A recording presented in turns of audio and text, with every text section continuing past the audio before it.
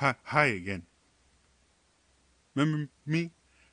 I'm the dude that called out all those people for just doing stupid stuff and trying to fracture community to placate their own egos. Yeah, that's me. So I'm mentioned in that video that I have one more video I wanted to film. Um, and yeah, this is it. And this one is little more personal than the last one. So uh also the you know how I went and like called out specific people in the last video. Yeah, that's not happening in this one. Because like I said, this one's a little more personal, and I don't actually think the people that I theoretically could call out are actually bad people, or even doing something intentionally wrong. I personally think they just don't understand the message that they're sending out. And so hopefully uh, through this video, they may see it, they may not. I ask you guys, please don't read into this stuff, as far as trying to figure out who I'm talking about or anything like that, because it's not the point. This is a problem I see in a lot of different places, and fortunately, I've tried to make a few people a little more aware of it. And well, let me just explain. So as you all know, I'm a real big fan of D&D and RPGs in general. I love them. And I'm also a huge believer in the idea of inclusivity of the uh, community. When I first started, I literally just called up a game store and said, "Hey, do you guys run D&D games? And if so, could I just come and watch?" And they said, "Well, how about you just come into the store? We have a guy that's going to be running some stuff. Just talk to him." And this guy I'd never met before in my life sat down with me and a bunch of other random people I'd never met before. And he said, "Hey, this is what we're planning on doing, and just come out. If you don't have a character, we can make you one. Otherwise, bring a character." And that's how I got into D&D.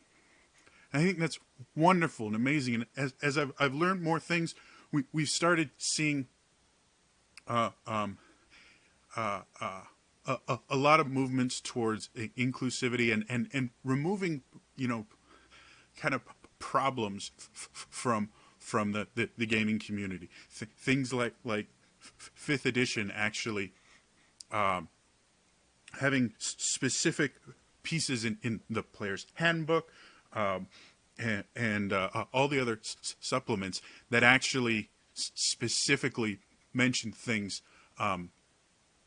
that are welcoming to the LGBTQ plus spectrum, and things like that, and stuff that doesn't really, I don't want to say it doesn't really affect the game if you're not involved in it. Like if like I am not trans or gay or anything like that. So the inclusion of that stuff doesn't really change my personal experience that much, other than as a DM, I sometimes have to maybe use some different pronouns or something like that. But, very minor changes for me. Whereas someone that is anywhere LGBTQ plus, that's a major thing to be able to create a character and have it be endorsed by the game you're playing, not having to kind of shoehorn it in there and just go, well, I know it's not the rule, but this is the character I want to play, and I want someone in the game to be like me. That's a big deal.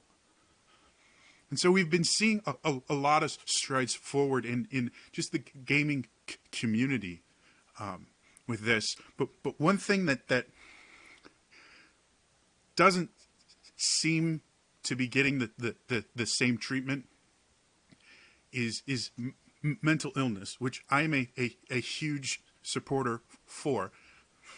Probably the biggest reason why is I have a lot of them. For those of you that don't know, I have chronic major depressive disorder, chronic generalized anxiety disorder, social anxiety disorder, panic disorder with agoraphobia, PTSD with dissociative tendencies, and conversion disorder. Because of my mental illnesses, I can't leave my room without having a panic attack. If I have to go somewhere in public, even somewhere like to see my doctor or my therapist, I run the risk of having a seizure and seriously hurting myself. And even if it doesn't get that bad, it is so unbearably uncomfortable for me that I'm regularly brought to tears, bawling my eyes out in waiting rooms. However, I'm seeing over and over again in stream games and the media has been doing this for years, the use of incredibly harmful stereotypes, downright false representation of what mental illness is and certain mental illnesses. And the one that annoys me the most is just mental illness being used as the butt of a joke. Oh, well, my OCD. You have a character that tries to steal anything. And they go, oh, well, my OCD won't let me not steal this. No, that's not OCD. OCD is not fun. It's not funny. It's debilitating. It stops you from living the life that you want. Or people saying things like, yeah, I'm having PTSD flashbacks to that boss fight. No, you're not. You want to know what a PTSD flashback is like? You're sitting in a room with a giant screen that's replaying the worst moment of your life over and over again. And you can't look away, you can't stop it, you just have to sit there. But the worst part about it is you don't just see it, you feel it. You experience it over and over. That's a flashback. It's not, ooh, that boss battle was bad. It's something that is incredibly debilitating.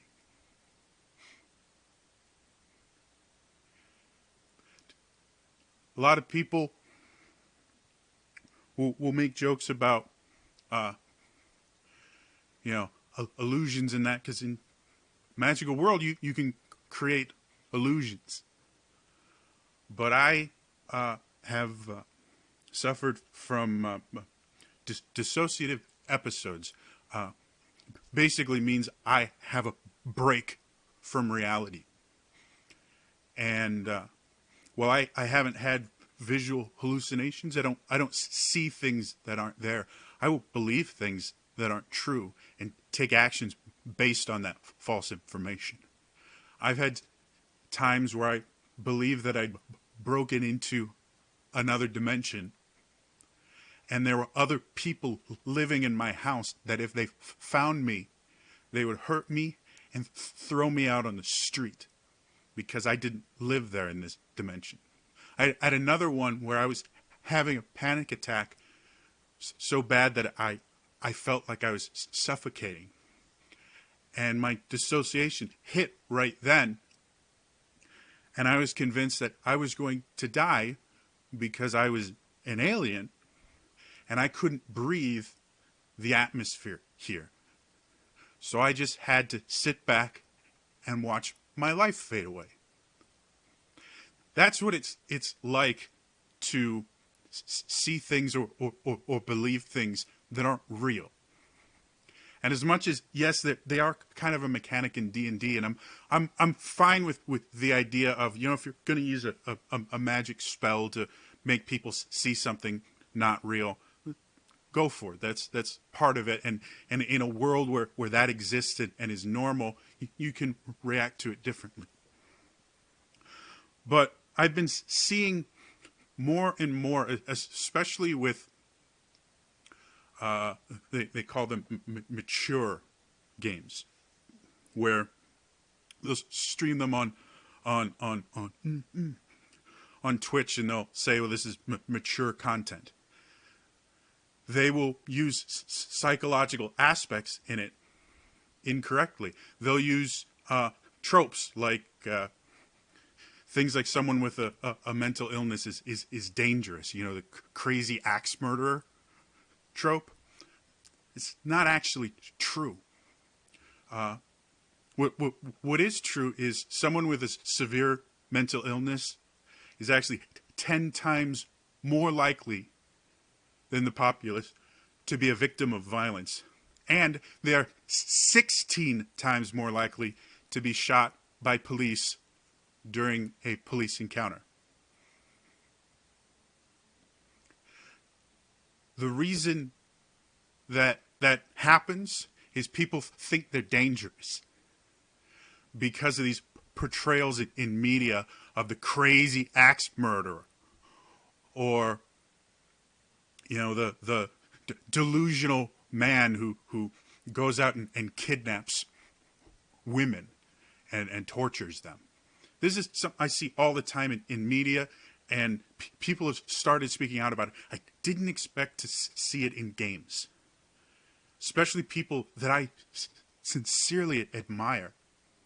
So there's been a couple instances over the past year or so, because I am an advocate for the mentally ill, and I've actually approached a few people and said, hey, listen, this thing that you did, this isn't really okay. I don't think you meant to do it. I don't think there is any malice behind it. I just don't think you understand how this can be misinterpreted, and it's dangerous to do this. And the response I've gotten back almost every single time is, well, we didn't mean to do that.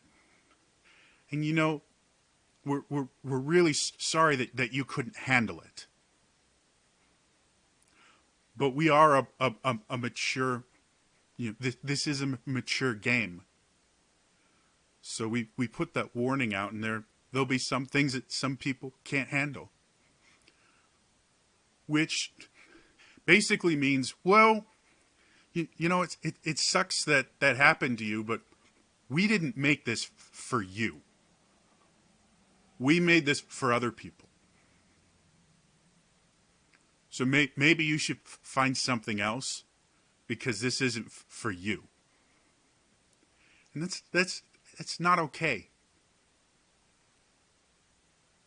I understand, especially in like an RPG. The dice are going to, dictate certain things and kind of have to roll with the punches, and you're improvising. And sometimes things will just kind of come up. However, when someone comes to you with an actual problem that's preventing them from being able to enjoy something you're making, it is never appropriate to go, this isn't for you. Go find something that is for you, that this isn't. And it's incredibly insulting to mask that as, well, this is a mature game. You're not mature enough to watch this. So you go watch something less mature. We're going to be over here and be doing this mature stuff. Now, I understand sometimes you're not going to be able to make a big change.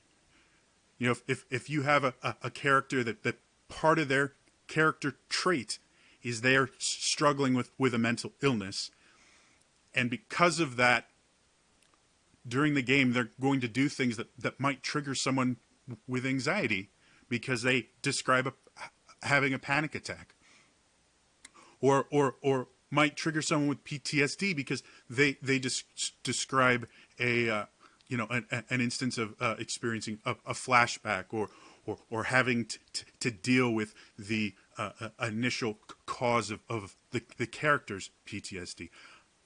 I understand that there may not be a way to completely avoid things like that. And that's never been something I've asked for. But simply saying, well, we're mature, this isn't for you, go find something else, isn't okay. Even just something as simple as, hey, I hear what you're saying. To be honest, I don't know how we could change this, but I'm going to talk to the other people. I'm going to let them know what you told me, and we're going to see if we can do something. And if we can't, I'm sorry, but we are going to try. That little bit of, hey, you know what? This is for you, and we want you to be able to enjoy it if you can, and we're going to do what we can to do that. Means the world. But simply going, well, this is a mature show, and if you can't handle it, well, this isn't for you. It's not okay. It's not what D&D or Pathfinder or anything has ever been. And it doesn't matter if you think what you're doing is a form of art, or that you're making this incredible statement that needs to be said. If your statement excludes people, or if your statement gets people hurt or killed, the statement doesn't need to be made. And there are better ways to make it that don't involve reinforcing negative stereotypes, that don't involve causing unsuspecting fans to have to relive their most intense, horrible experience of their life, or to dissociate, or to hallucinate, or to have a panic attack, or to have a depressive episode, or any of that. It's not okay. The idea that this isn't for you, we're a mature game, so maybe you should find something else, is never okay. Like I said, there are certain things, if you're running a psychological horror themed game, you're going to run into some tough stuff, and there's going to be certain people, probably me, that aren't going to be able to handle what you do.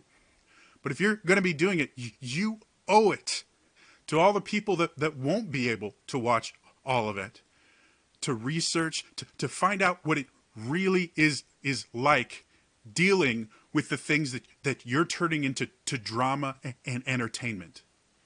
You want to have a character with PTSD? Find someone with PTSD and talk to them. Ask them what it's like living with it.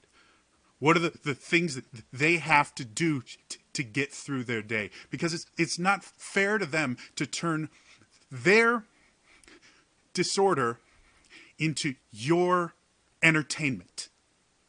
It's not fair. It's not right. So again, I'm not gonna point anybody out. This is not meant to chastise. If you are one of the people I've talked to, please understand this is not me yelling at anyone specifically. This is much bigger than any one person or group of people I've interacted with. I have seen this over and over and over again. This is systemic. And it's not just the gaming community. This is media. This is people with mental illnesses have been fighting this for decades. In the entertainment industry, everywhere. In theater, really, if you really want to see just a horrible example, look up #PuppetGate on Twitter and just read the horrible things that are happening to the autistic community because of someone's art. So anyway, yeah. If you create anything, and someone, a fan, comes up sincerely and says, "Hey, what you're doing could potentially be damaging," or "What you're doing triggered me and caused me a lot of pain," never, ever say, "Well, we're a mature show." Because what you're saying to them is, "This isn't for you, go away." What you should say is, "You know what, I'm sorry that happened to you. That was never our intention. I don't know if we can prevent something like that from happening again, but I'm going to talk to the rest of the people involved, and we're going to brainstorm. And if we can, we can, and if we can't, we can't. But thank you for letting us know." That's what the answer should always be. Anyway, that's all for me today. For those of you wondering when I'm getting back to my regular content, I have the next player phase character sheet. I've got to build the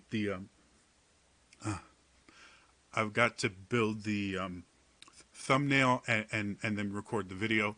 So I'm going forward. I have the next few already planned. I just have to make the character sheets. And depending on my health, I may be starting a new series about villains, actually, because when I was an actor, I played almost exclusively villains, and so I have a lot of experience on how to make a villain really entertaining and realistic. So stay tuned for that stuff. Anyway, that's all for me today. I'll see you guys next time. All right? Bye-bye.